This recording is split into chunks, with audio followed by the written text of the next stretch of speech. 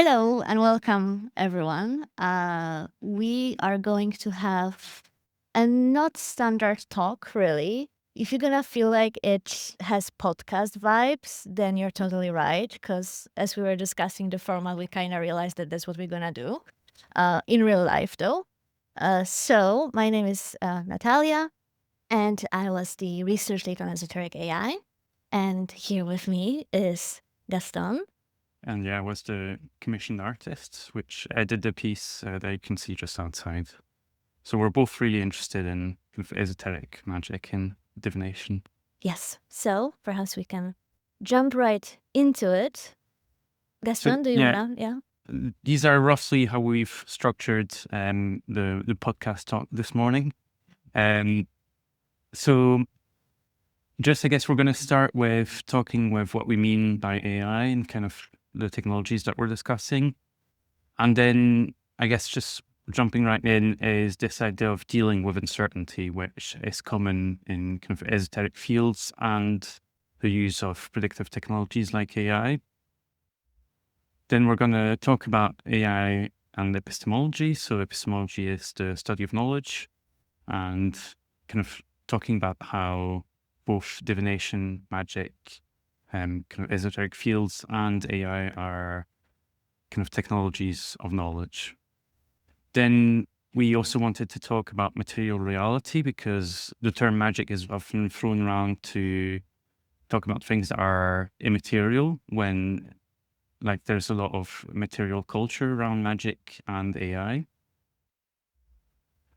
Second to last point is ontologies. So the kind of worldviews that technology and magic kind of entail. So how, when you use magic, you view the world differently.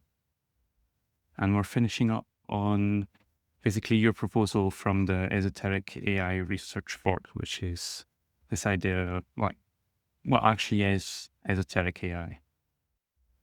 Do you want to introduce it? Yeah, exactly. So let's jump right into it. As Gaston just said, we're going to leave the esoteric part, defining the esoteric part at the very last part of our podcast today.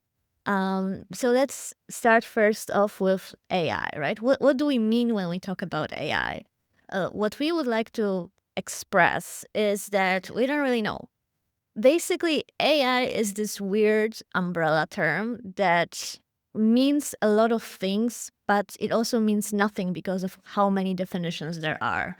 So in our talk, we kind of try to pinpoint a couple of those definitions, which is, first of all, it is a very specific way of understanding intelligence that is non-human, right? It is this belief and a way of understanding and defining intelligence. It is an interdisciplinary field that stretches from engineering to social sciences, computer sciences, that attempts to recreate or stimulate some form of intelligence-like behavior. And it is also this whole set of different products and technologies that are being sold and marketed to us under the label of AI, right? Sorry, just I want to make a little comment on the form of the slides. Nadia made, at least me, promise that I wouldn't be too academic, and I think basically I failed. Just so those who are not familiar with APA citations, we put in the references in brackets, and we've got references at the end, which you'll be able to kind of photograph and browse on your own. Because I think, it was important to like tell where this is all coming exactly. from. Like all of the sort of different stuff that we're telling you right now is based on really a lot of absolutely gorgeous works, both of theorists, writers, scholars, and researchers that we encountered. And so at the end, we're just gonna list you all the stuff that inspired us so that you can take a picture and then also do your own research afterwards. All right.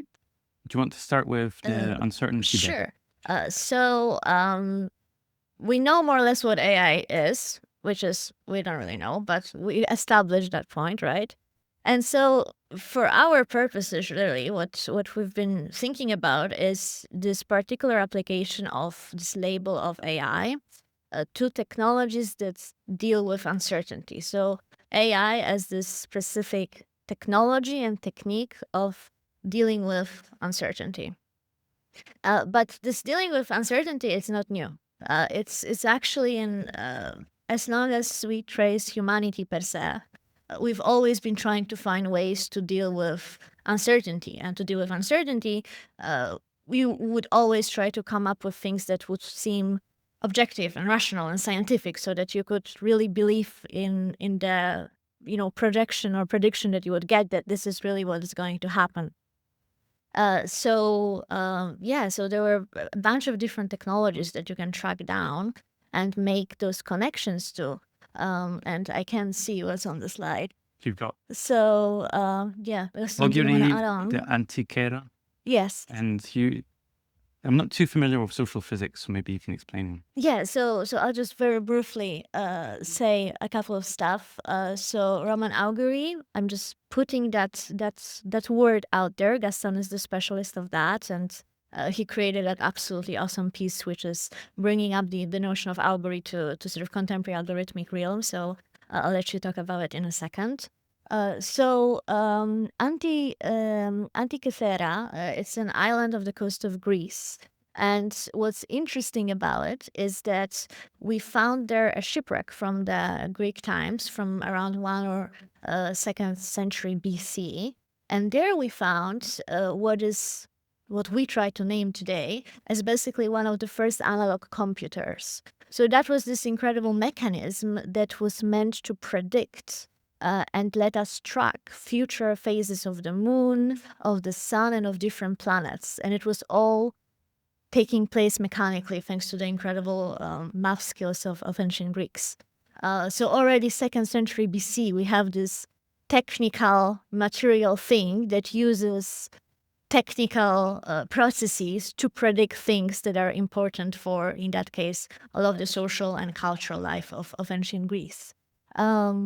Then social physics, let's jump a couple of centuries ahead in time. We are now 17th, 18th, 19th century. We are at the brink of the Industrial Revolution. And astronomy is one of the major sciences where you have so many breakthroughs. And astronomers and physicists start to apply the rules of prediction calculation that they get from astronomy upon social life. So here we start to have those first ideas of prediction of crime, prediction of marriage rates and success, prediction that are related to finances, right? The guy who discovered the comet, the Halley's comet, was also the one who was very, very involved in finances market and prediction in finances. So you have all of those links that start to bring this idea of scientific prediction and correlation upon social life. Yeah. So yeah, just to explain the quote at the bottom. So oftentimes we think as kind of magic and divination as being really irrational, but they're kind of expressions of our desires to control what we think, we feel we cannot control. So it's more used to help big decision making when there's a lot of uncertainty. So things that you can't fully control, like going to war, sailing dangerous waters. And you were talking about augury, and augury was really kind of a widely accepted practice in ancient Rome, and it was used to kind of help justify political decision making.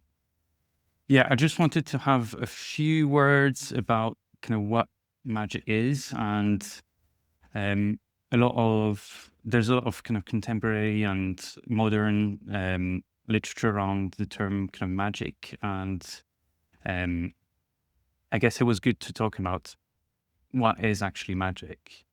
One of the references I have at the top is this idea of magical unity. So Simondon is a philosopher, so it's not based on anthropology or history. It's more of a kind of it's more of a concept or a term, but it's this idea that before religion and technology emerged as kind of distinct, fully formed ideas, there was this thing called magical unity where humans would experience themselves as part of the world, not as observers of the world. And you were in this kind of mode of interaction where both technology and religion were one and helped you kind of navigate your relationship with the world.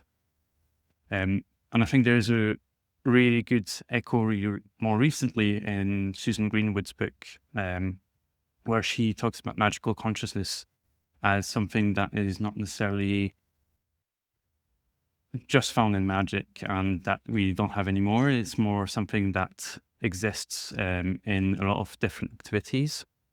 And it's a way of connecting with non-human actors and kind of an alternative way of perceiving. And I guess the Nikolic article that's from your report, right? And I guess it's talking about how there's a lot more in common than we think with things like astrology. Actually, astrology was used by who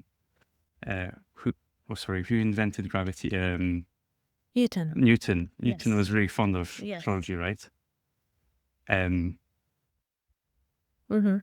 yeah, exactly. And basically, if you think about those principles behind those practices, right? It's all about seeking certain patterns in the world that's out there. And then based on certain approximations of the patterns and correlations, you come up with predictions. And what I just said can basically relate to any definition of those divinatory practices, and which takes, big data and seeks patterns within it and then outputs a certain prediction. So yeah, understanding magic in this sense really helps us to see that magic is also a way of relating to the world, but also a technology of a sense. Yeah, I want to touch upon the image of Malinowski. So there was a lot of talk about colonialism yesterday, and I think there's something to be careful about when talking about magic. I think Malinowski was probably one of the least bad ones.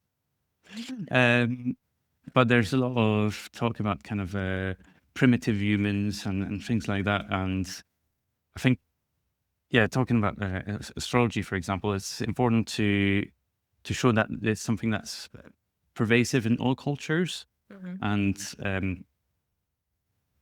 yeah, just to kind of try and deconstruct this view of magic as a kind of colonial view of we white people have religion and kind of brown people we've colonized have magic.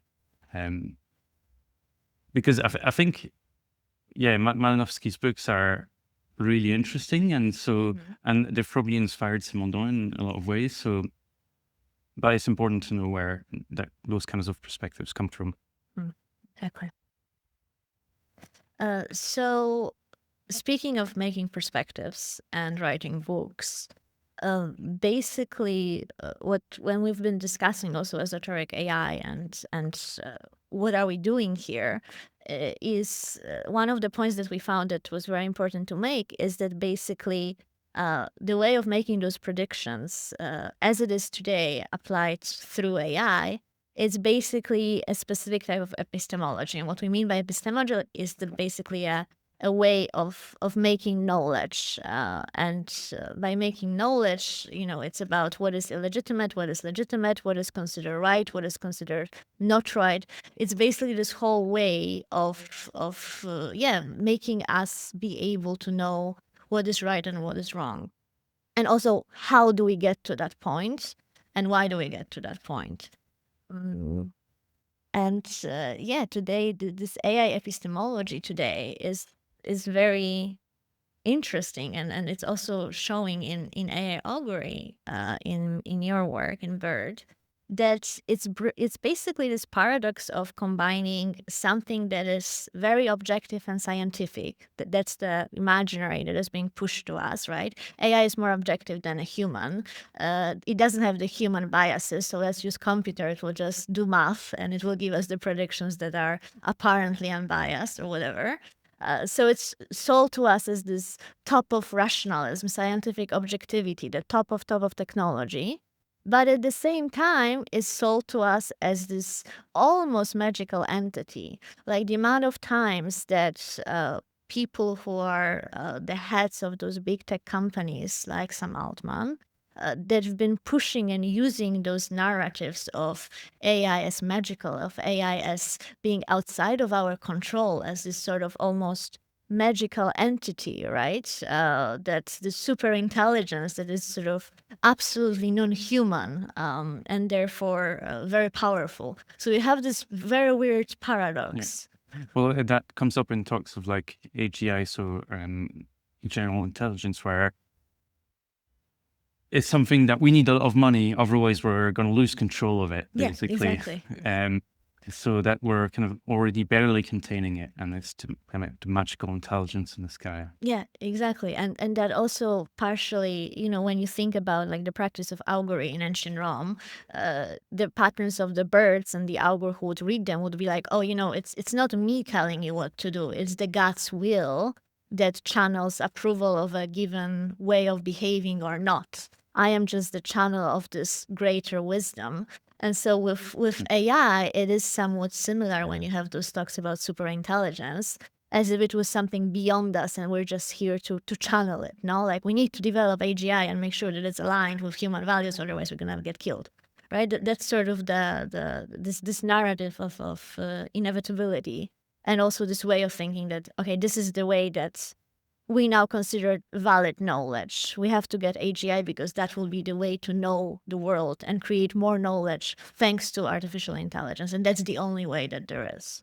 So yeah, that's how like an oracle gets legitimacy. You appeal to greater non-human power, basically, and you say there's this really complex system and this non-human entity that allows me to say this. And so that's kind of how AI works as well.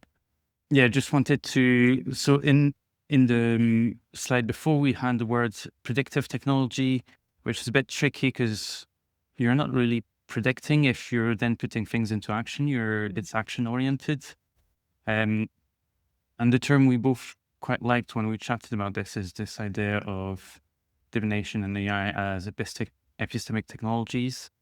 And I guess, yeah, so there's other functions to divination as well, where there's this question of authority, legitimacy, and power. There's this idea of reducing anxiety in the face of uncertainty.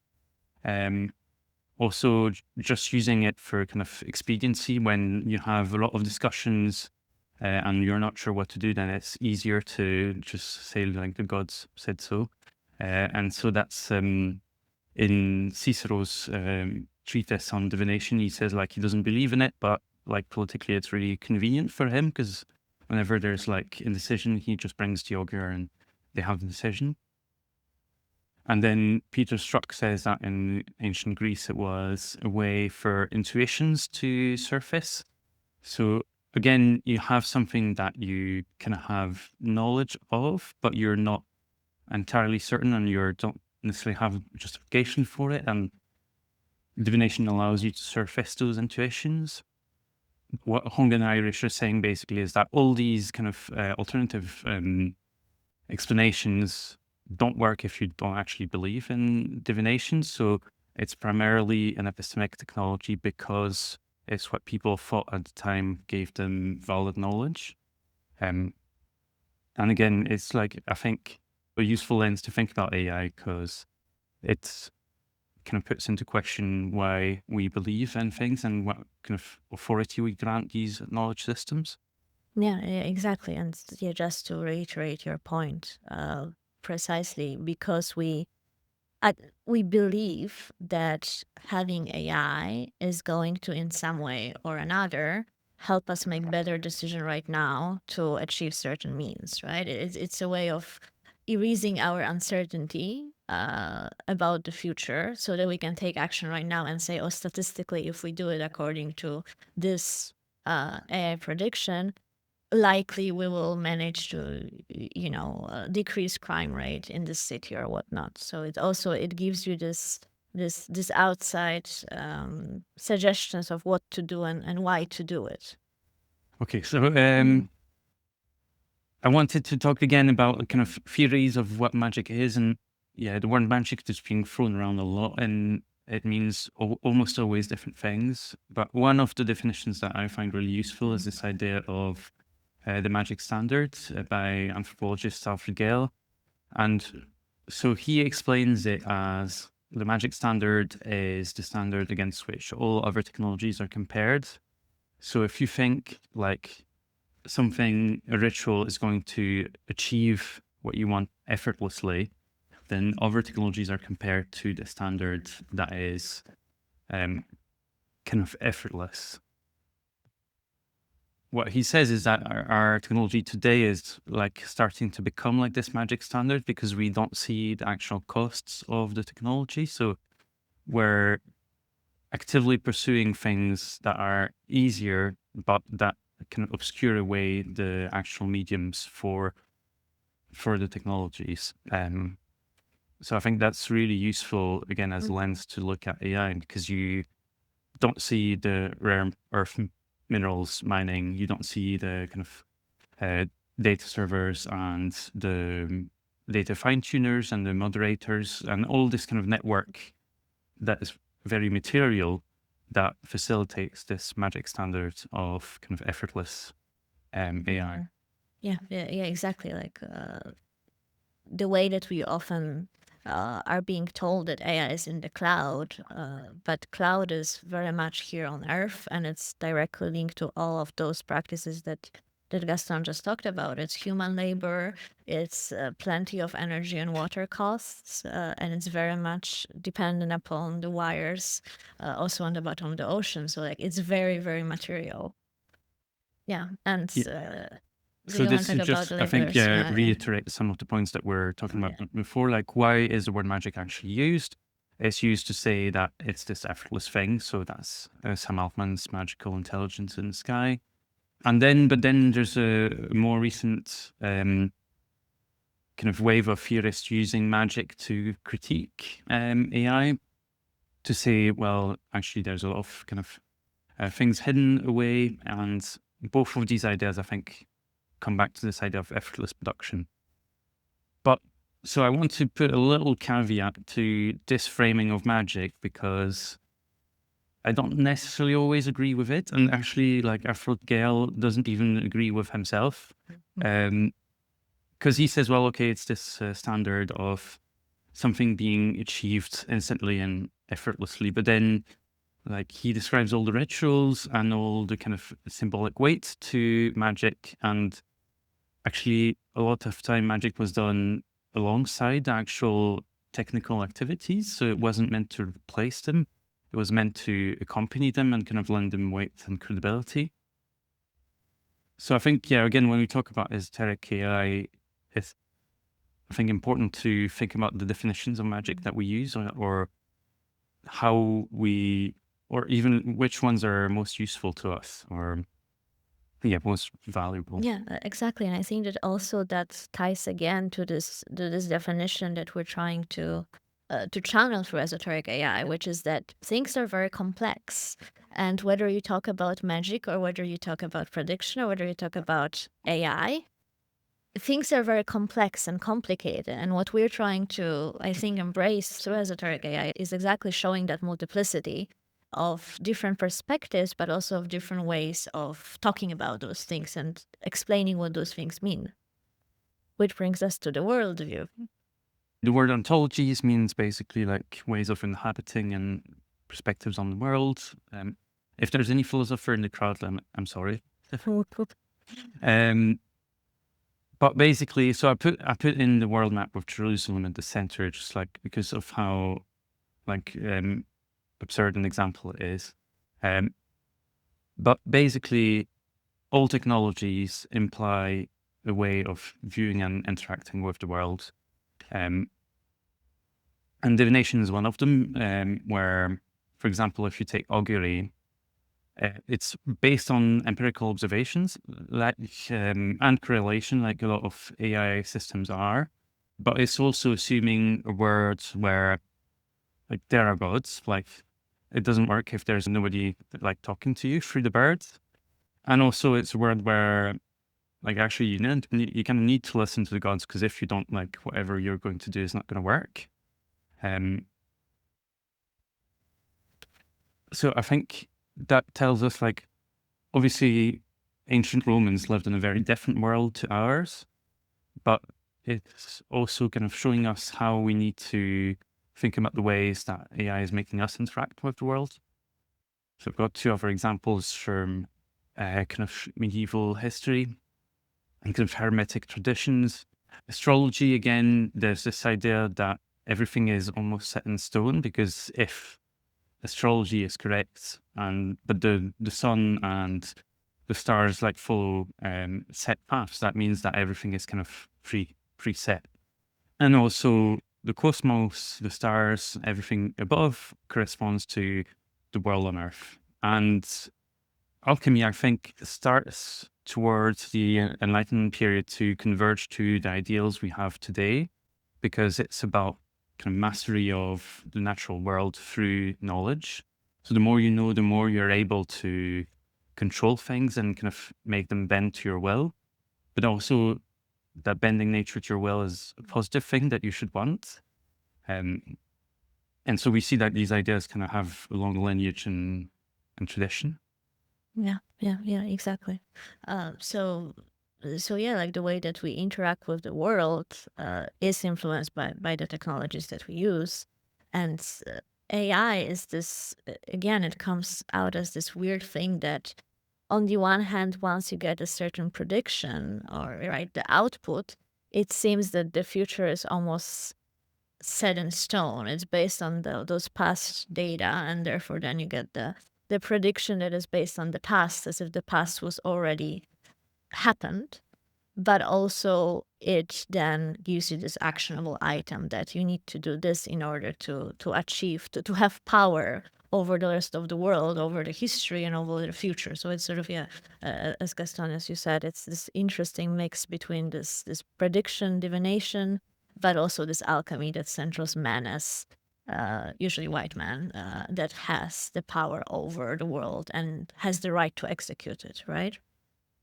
So yeah, just wanted to touch on like one example I found of AI technology kind of just demonstrating a view of the world. So this is the granddaddy of like machine learning. It's the perceptron, and basically the idea was that from digitized images of faces, you could predict gender accurately, and like this worked really well.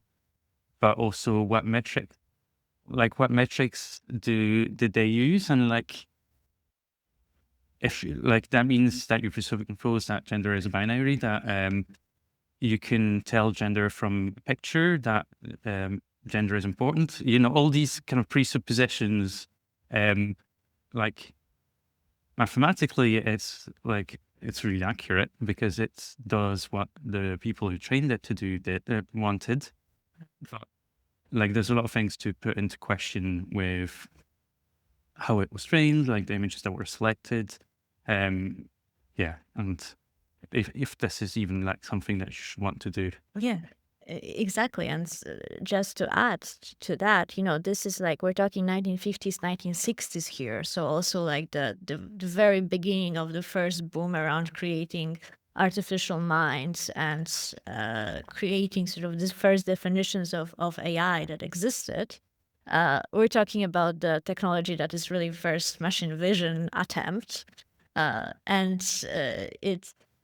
it's already has this whole load of potential biases and this desire to predict those incredible intimate and private traits based on appearance, that then goes even back to that social physics in 18th, 19th century, that also based on the facial features would then argue that you can assume whether someone has a high or low IQ, or whether someone is more prompt to commit a crime just based on facial features.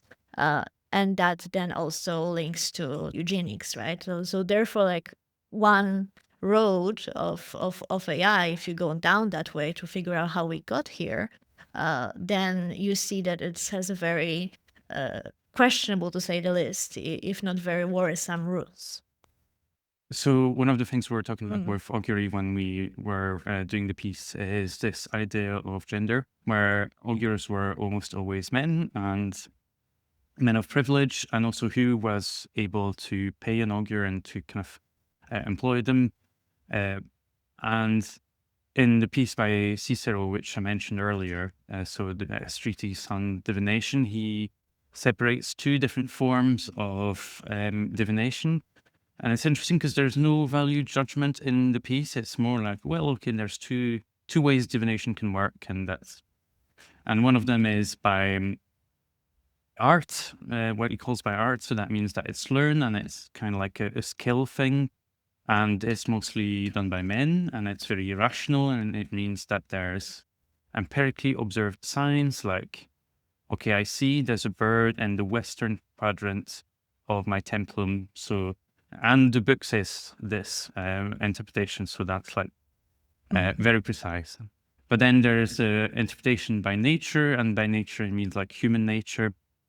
So it's intuitive, and there's like no explanation. It's the gods, often it's the gods speaking through the person, and oftentimes, well, that will be a woman, because like it, you can see all the kinds of presuppositions about gender in this, but it's not something that we're free of, because like a lot of the people who develop the AI systems we have today, they're mostly men. People in charge of AI companies are mostly men. And yeah, in senior roles, it's like even more blatant. And as we've seen, like the people who design these technologies and build them have an influence on the kind of, so like the perceptron, the kind of metrics that are chosen and the goals that the technologies follow. So how basically does it shape the worldview? Yeah, exactly. And that gendered element also brings us back to also the way of creating knowledge, right? That's what is considered for some reason to be a male domain is often in this sort of AI realm considered to be the right way, right? Something that is traditionally in the Western culture assumed to be more feminine, like collectivity or care, is considered not legitimate. It's not considered serious enough. So what do we do with it? I'm sorry for putting Thatcher on the screen. There's a reason for that. There is a reason for that. So basically, Thatcher is there because she popularized this kind of narrative of there's no alternative.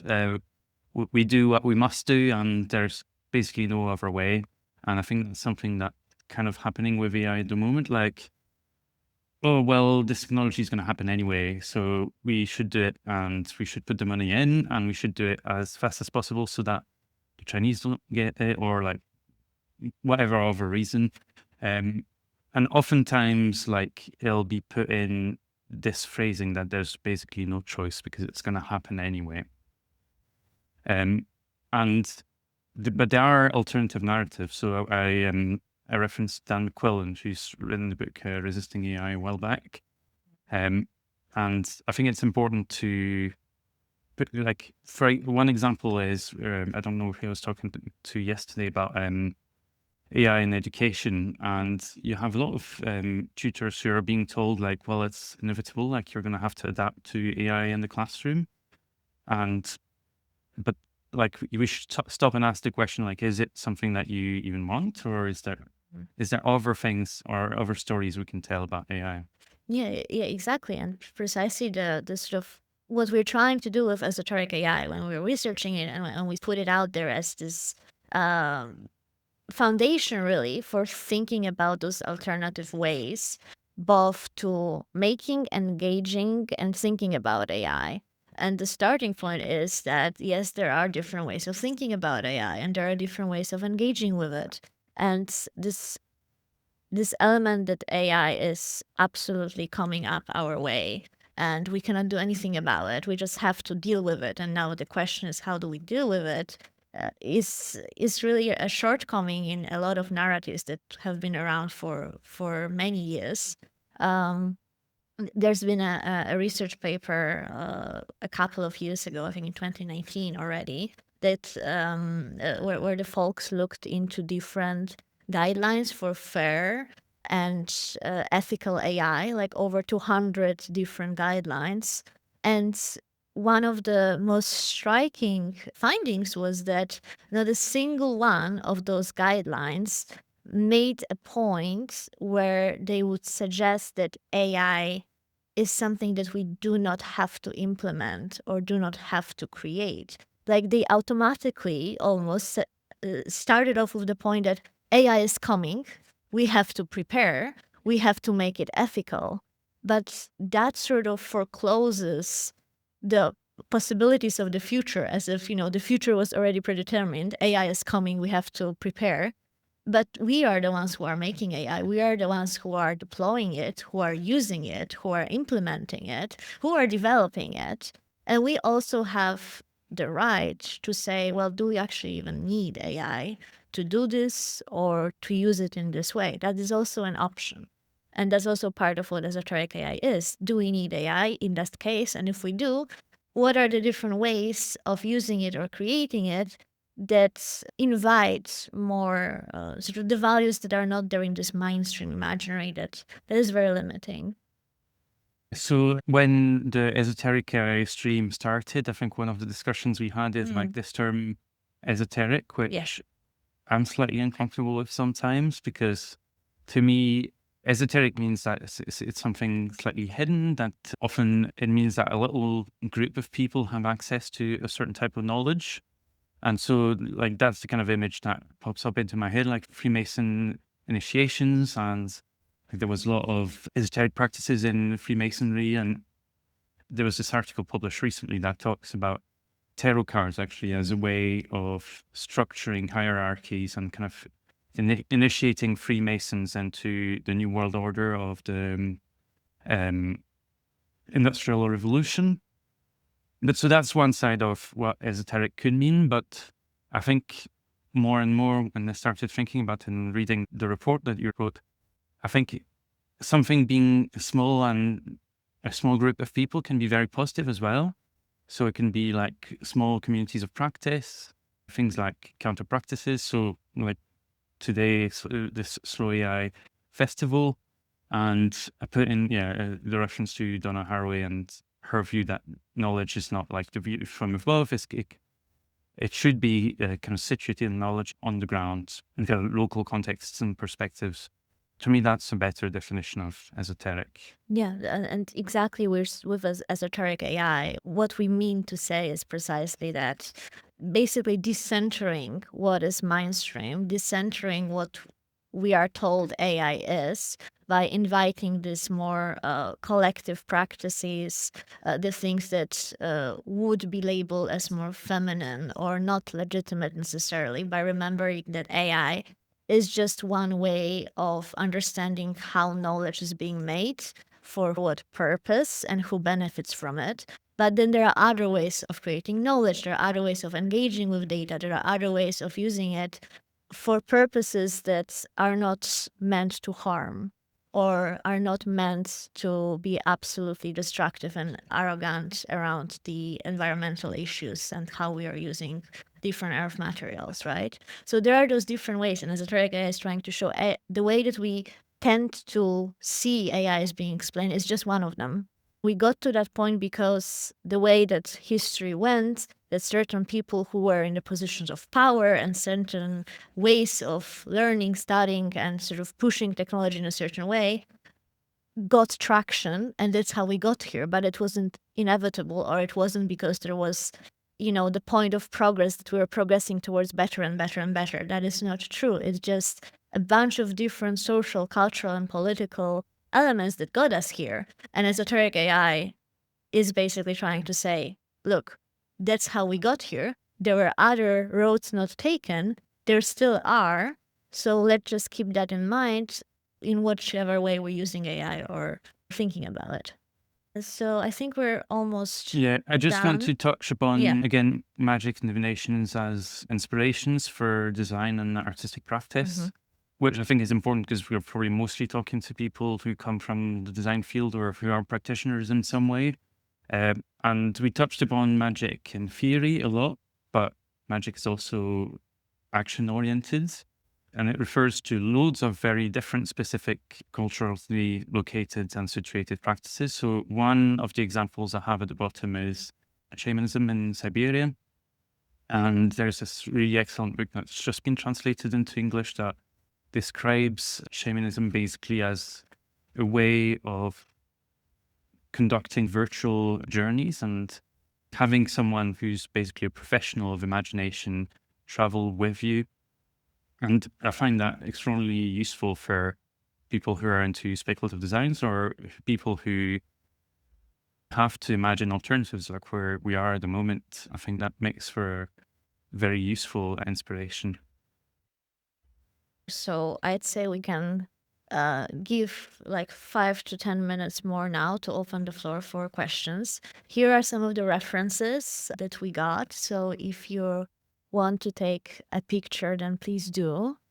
We have the Magic Cube, which is a mic that you can speak to. So are there any questions?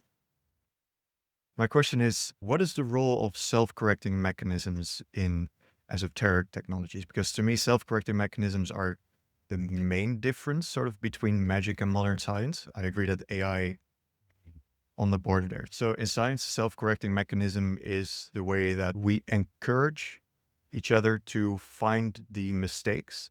No one is infallible, whereas magic gets its authority from assuming infallibility. Oh, that's a good question. What's really interesting is that people went to different augurs and oracles. Like we have traces of people shopping around for divination or even like hiding things in certain places and asking the diviner to like predict where it is to test their accuracy. So I think in like the epistemic technology bit is there for a reason. Like people actually, I think, had some view of it as like maybe not rational, but kind of testing things and seeing if that worked. Obviously now with science, like there's some things that we can prove are wrong, if that makes sense. I think that one thing that I could add on that is that there's this very interesting shift happening in some circles around AI that assume that this margin of error that we are aware of and that is inevitable will decrease as we put more effort and power into the training, into having more data, into having more computer power, and that we will reach apparently a point where that will no longer be an issue. I think that there is this certain desire to somehow get back to that certainty, which is bizarre because with the 20th century, we know that with the developments in physics and whatnot, that the correlation is not really the way that the world works, that there is no certainty as it is. But I think that there is our human desire to have some certainty. And still those ideas that go back to 17th, 18th century of the social physics and whatnot, they circle back. And some people, it's hard to tell whether they truly believe in it or not. But what worries me is that people who are in the positions of power seem to really like that idea that could link to, sort of magical thinking. Obviously, it's way more complex, as you said. But on the sort of surface level, there seemed to be this linkage there that's worrisome. More questions. I think there's one behind you.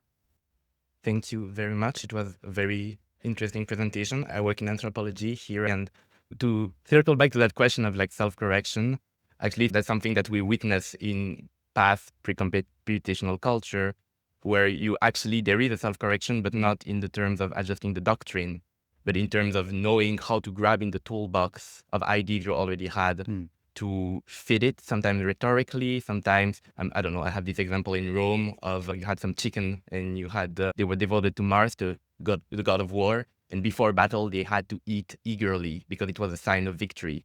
And we have a case of a consul seeing the chicken not eating, throwing them in the sea and being like, if they don't want to eat, make them drink. that, and that was not seen as epistemic transgression. That was seen as an integral part of actually making it work, like redoing, cheating, altering. It was part of those things. And so I find it so great that you focus on that work. I wanted to ask about if you saw also with this conceit of esoteric AI, how it can be implemented for, I would say, for the worse. Like, for example, in current outright circle, people like Nick Land, for example, claiming, that using ideas like hyperstition and ideas from esoterical concepts, but as a way to say we should feed capitalism into a god machine that will destroy reality. I wonder if it's something that you also encountered and that how you use it maybe as a foil to your own idea. Well, that's a very good question. It's an incredibly important question as well, because we have to be aware of the possible misuses of those frameworks that we put forward.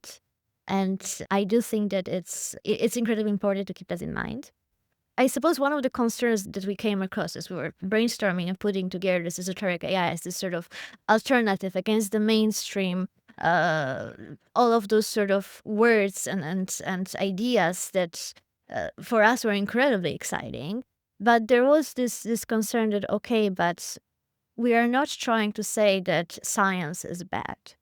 We are not trying to push it or take a side alongside ideas and conspiracy theories, rather, that would say, oh, this is just one statistics that's coming from here, but it's wrong. This is another statistic, and that's why you should believe that because vaccines are bad and whatnot and whatnot.